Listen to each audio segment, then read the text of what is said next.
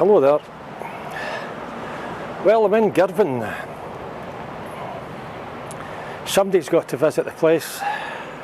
They've got bunting and everything. I got a bus from Glasgow to Ayr and a bus from Ayr to here. And you know, I've always been of the opinion that Ayr bus station is an absolute shambles, and today's experience just kind of confirmed that. I was stood at stand 6 waiting for the number 60 bus to Girvan.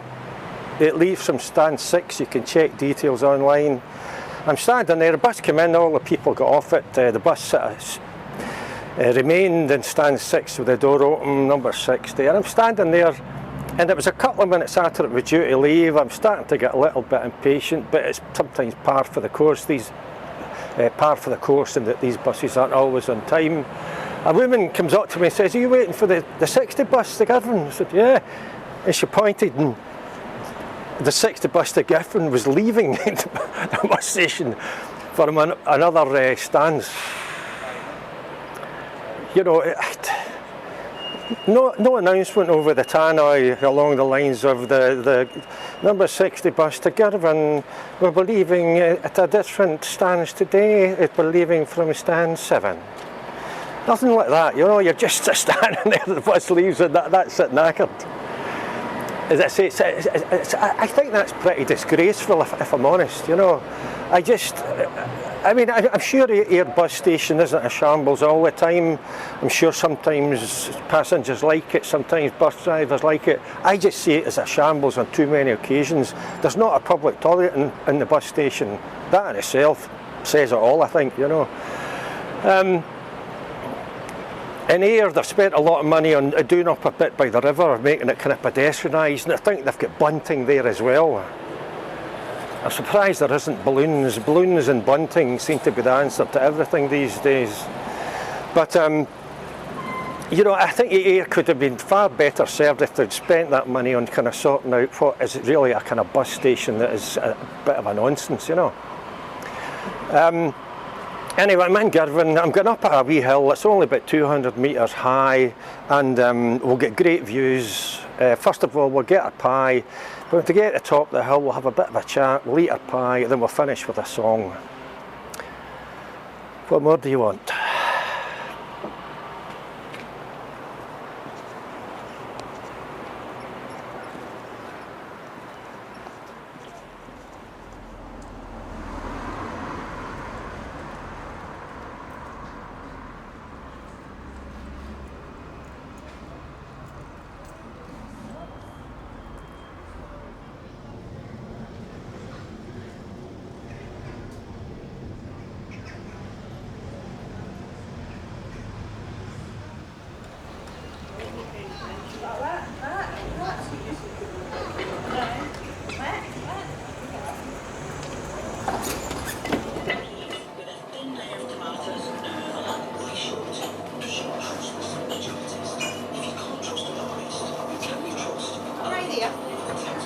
Just a pie, please. Is it a cold one or do you want a hot one? No, a cold one's fine. Is that just a mutton pie? This one's got onion in it and this one's just a plain one. Well, I'll take the onion one, yeah. With onions. Yeah. With onions, is it? I think they're saying somewhere, I can't think where it is. Is that everything for you? Yeah, that's it, thanks. It's 138, please.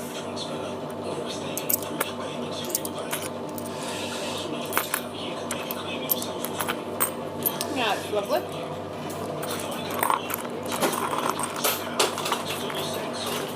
That's great, okay.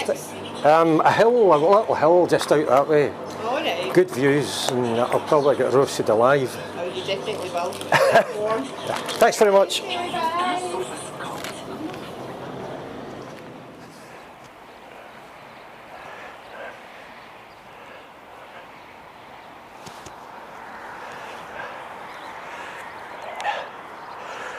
Well, unless I've made a terrible navigational blunder, behind the sort of column there is the little hill that we're going up. As I said earlier, it's only about 200 or something metres above sea level, but great views of the surrounding area are promised. I've been up it once before, decades ago. I can't really remember much about it. Let's go.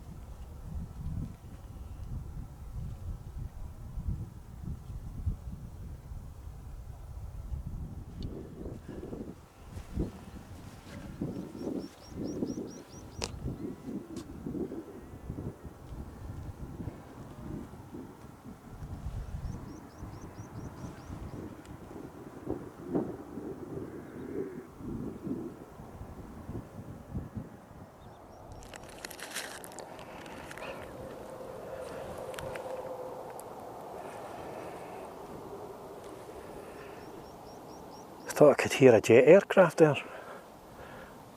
Might well have done. That was a little bit more scrambly coming up that way than I would have preferred.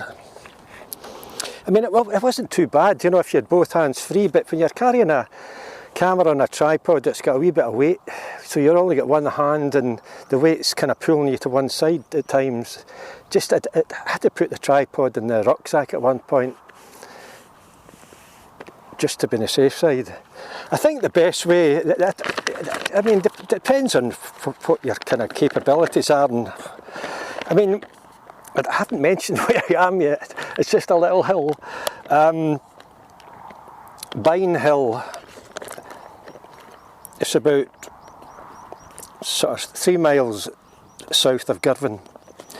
And you can see in the Northern Survey Land Ranger map that it's marked as a viewpoint, and that's what it says in the tin. Sort of misty view out that way towards a little kind of rocky lump in the middle of the sea, Ailsa Craig. Ailsa Craig's actually higher than this hill.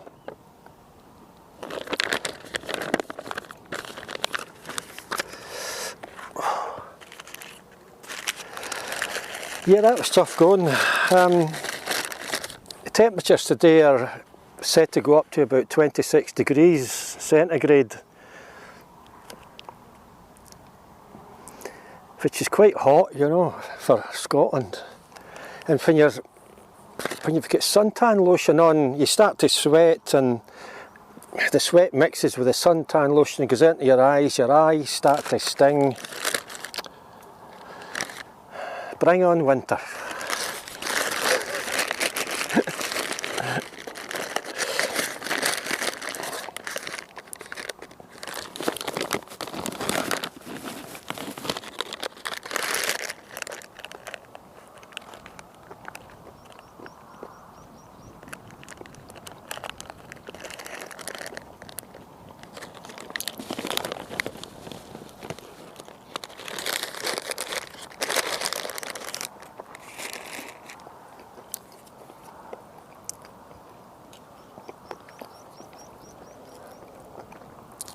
Mutton pie with onions. I was saying to the woman in the shop, onions, there's some places in Scotland, I think it's around about Forfar or Kirriemuir or some place like that. I think Forfar, where you get the Forfar bridie, because you get some Forfar bridies with onions and some without onions. They're very particular. And they call their onions ingans. Why they can't actually pronounce the word onions, I simply do not know.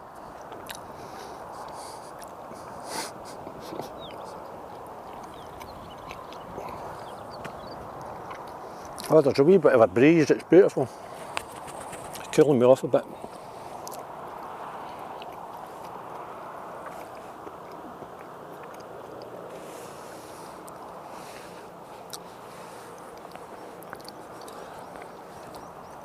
I noticed the other day, when I was looking in the mirror, that I seem to have thread veins on my chin. I think maybe I've not noticed them, because sometimes I go kind of unshaven for a while. Very rarely do I go clean shaven. And I thought, what the heck's that? Thread veins on my chin. Looks strange, you know. They don't tell you stuff like that when you're young. When they talk about old age and things, they don't really give you the full details. They don't tell you that, okay, your earlobes are going to go floppy, but it may not be symmetrical. One earlobe might go floppier than the other one. It just depends. And then you'll get thread veins in your chin. And when I spotted that, I thought maybe I should call emergency services. Hello, hello, emergency services, is the patient breathing? Breathing? What are you talking about? I've got thread veins in my chin here. Send the helicopter. Yeah, thread veins in your chin, I mean, God save us. Anybody else got that? No, is it just me? Am I the only one that's got thread veins in my chin? I could be turning into some sort of mutant.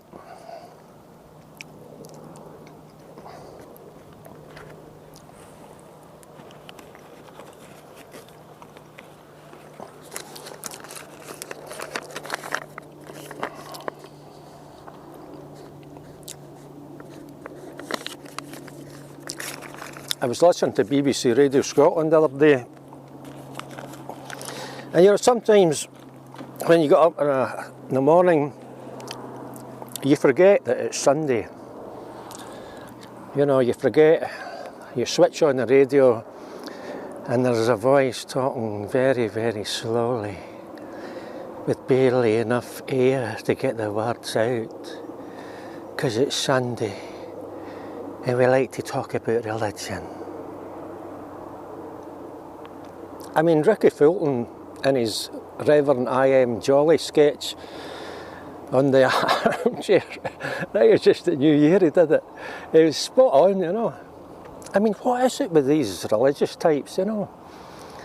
They want to sound awful depressed because God's up there and we're all down here. I mean, of course, you get the other extreme with religious types. I'm talking Christians here, you know. You get, I think it's mainly in America, where they go, hey, they're all kind of dancing about and jumping, and it's all kind of just a bit too jolly, you know. Can we not get a happy medium? Just talk and act normally. I can't be doing with religion, to be honest. I think, and I mean any religion, I think there's fanatics in every religion, and even in Christianity. Exemplified by recent scenarios outside the Queen Elizabeth Hospital in Glasgow, where you had so-called Christians waving banners to demonstrate against abortions. And what they were actually doing was making women who were going through the utter trauma of abortion feel even worse. And they must surely have known that. It's absolutely despicable behaviour. I'm sure I saw none amongst them one day. These people ought to be absolutely ashamed of themselves. There's absolutely nothing Christian about that. If you've got something you want to kind of demonstrate, if you don't think abortions are right, then by all means, not sure if demonstrates the word, but by all means take action that allows you to kind of voice your concerns without actually hurting people even more than they're already hurting. I do wonder sometimes about some so-called Christians, you know.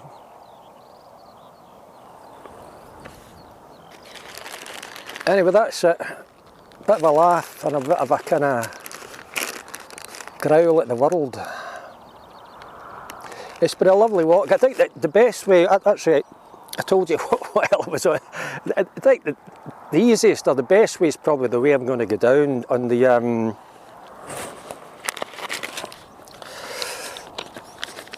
southern. There's a path on the southern side of the hill. I think that might be a little bit easier. Probably the best way to go up and down this thing.